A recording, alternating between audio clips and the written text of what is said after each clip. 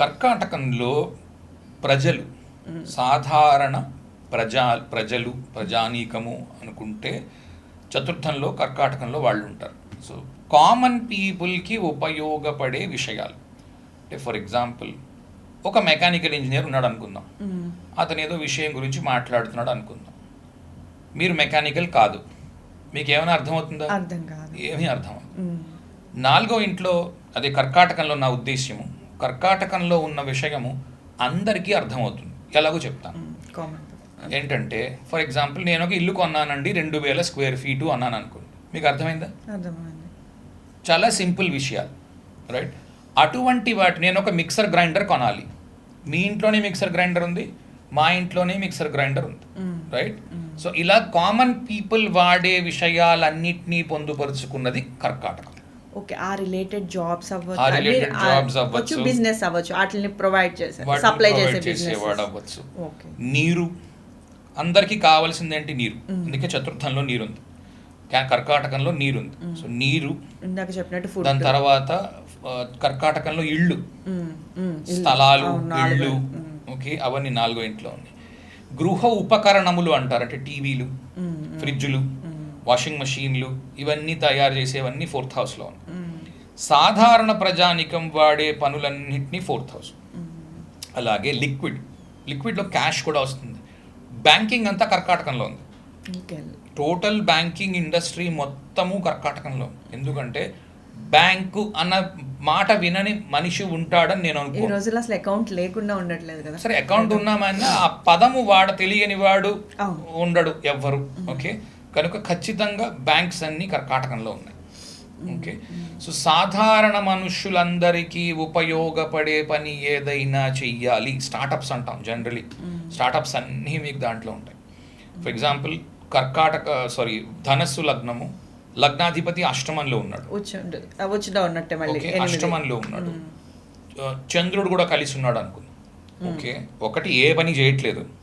Okay, first result ఏంటి అంటే ఏ పని చేయడానికి చూపించడం లేదు. ఫస్ట్ రిజల్ట్ లగ్నాధిపతి అష్టమంలో ఉండి అష్టమాధిపతితో కలిసి ఉన్నాడు. అది కూడా గురువు కాబట్టి చెయ్యవలసిన అవసరం లేదు కాబట్టి ఇంటి దగ్గర కూర్చొని భోజనం చేస్తున్నాడు. ఇది ఫస్ట్ రిజల్ట్.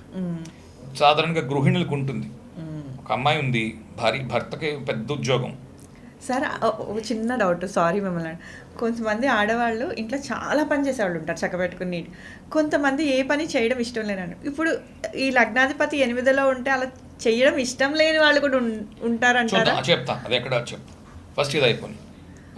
ధనస్సు 8th హౌస్లోని 8th లార్డ్తో కలిసి. ఓకే, సో ఒకటి ఏ పని చేయడం ఇష్టం లేనివాడు, ఇది చాలా పెద్ద స్టార్టప్, పెద్ద అమౌంట్ తీసుకొని పెద్ద స్టార్టప్ స్టార్ట్ చేసినవాడు.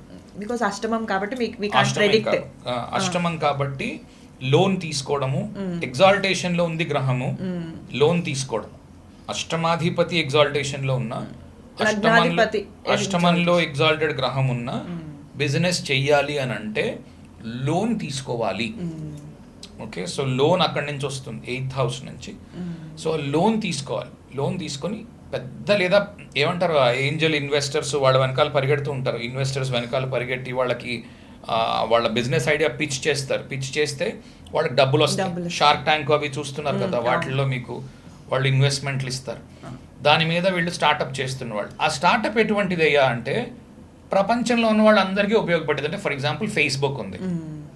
ఓకే, ఇప్పుడు నా వృత్తికి ప్రవృత్తికి సంబంధం లేకుండా ఫేస్బుక్ అకౌంట్ ఉంటుంది కదా. ఫేస్బుక్ మీకు ఉంటుంది, నాకు ఉంటుంది, అందరికీ. అందరూ ఒకరినొకరు కనెక్ట్ అవుతుంది. Networking type. సో ఏముండాలి? మర్కరీ కనెక్షన్ ఉండాలి, కర్కాటకం అయి ఉండాలి. ఓకే, ఎవరు పెట్టేవాడికి. ఉద్యోగం చేసేవాడికి ఏముండాలి? మిథునం అయి ఉండాలి. అదే ఫేస్బుక్లో పెట్టడానికి ఒకటి, ఉద్యోగం చేయడానికి ఒకటి, దాంట్లో టీలు అందించడానికి వేరే వాడే ఉంటాడు, రైట్? సో అదే కంపెనీలో పనిచేస్తూ ఉండొచ్చు, కానీ ఆ వృత్తా కాదా అన్నది నువ్వు ఐడెంటిఫై చేయవలసి ఉంటుంది. సో దీన్ని రాశి ద్వారా, లగ్నాత్తు భావం ద్వారా ఐడెంటిఫై చేయాలి. బర్త్ టైం యాక్యురసీ చాలా ఇంపార్టెంట్. D10లో లగ్నం చాలా ఇంపార్టెంట్, బర్త్ టైం యాక్యురసీ చాలా ఇంపార్టెంట్. మీ బర్త్ టైం యాక్యురేట్గా లేదు, D1 చూసుకొని ఏదో ప్రిడిక్షన్స్ తెలుసుకుంటున్నారు, అక్కడ దాకే ఆగండి. డీప్ ఏముంది డీపర్ అనాలిసిస్లోకి వెళ్ళదు. డీపర్ అనాలిసిస్లోకి వెళ్ళాలి అంటే ఖచ్చితంగా బర్త్ టైం కరెక్షన్ అవి చేసుకోవాలి. పాస్ట్ ఈవెంట్స్ ఉంటే దాంతో కరెక్ట్ చేసి ముందుకు వెళ్ళొచ్చు. కొంతమంది నవాంశలో నక్షత్రాలు అంటారు కదా సార్, అలానే దశాంశలో కూడా నక్షత్రం ఉంటుందా, ఓన్లీ రాశితత్వం ఇక్కడ వరకు సరిపోతుంది అంటారు ఈ 4 అన్నట్టు? 2 పద్ధతులు వాడుతున్నారు. ఇప్పుడు కొంతమంది ఉన్నారు, డాక్టర్ అర్జున్ పాయ్ లాంటి వాళ్ళు డివిజనల్ చార్ట్స్లో కూడా నక్షత్రాలను చూస్తున్నారు. నేను ప్రస్తుతానికి చూడలేదు, ఏమో రేపు ఉదయం నా అభిప్రాయం మార్చుకుంటానేమో నాకు తెలియదు. కానీ ఎందుకంటే మరొకటి బాగా పని చేస్తోంది అన్నప్పుడు, ఓకే ఫర్ ఎగ్జాంపుల్ మనం ఒకటి నేర్చుకున్న తర్వాత మరెవరో వచ్చి దానికంట ఇది బాగా పనిచేస్తుంది నేను ప్రూవ్ చేస్తాను అన్నారు అనుకోండి, మనం దానికి ఓపెన్గా ఉండాలి. అంతేగాని ఒక క్లోజ్డ్ మైండ్ సెట్లో ఉండకూడదు, నేను ఇదే వింటాను మరొకటి వినను అని.